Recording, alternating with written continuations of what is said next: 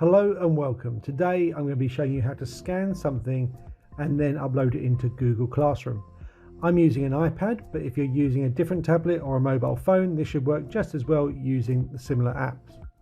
So if I click on the Photos icon to begin with, and I open that app, and then I need to find my piece of work, and then once I've made sure it's focused and there's no big shadows over it or anything like that, I can click the little button to take the photo.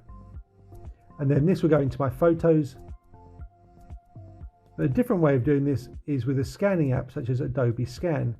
So I can then, again, take the photo, and the difference here you can see it's got the blue dots in the corner that are just making sure it only takes the picture of the piece of paper and not the surrounding areas. I can move those if I want. Once I'm done though, I click continue and then click the little thumbnail icon in the bottom right hand corner that allows me to then save that as a PDF. Once I've done that, I can click the share button and then share that and save it into my Google Drive.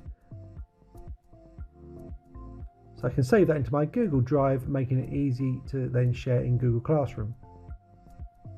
So now if I go into Google Classroom and I need to find my class and find the assignment, so click on the classwork button at the bottom, then find the assignment and click on the arrow at the bottom of the page, and that allows me to add attachment. If I'm doing the photo, I can click from photos and then find the photo I wanted, click on that and it will upload it. But if I want to do the scan, again I can click on add attachment, go into my Google Drive, click on recent, find the scan that I wanted and click on that, and then once they're uploaded I click hand in. So I hope this has been a helpful guide in showing you how you can take a piece of work, scan it and upload it to Google Classroom.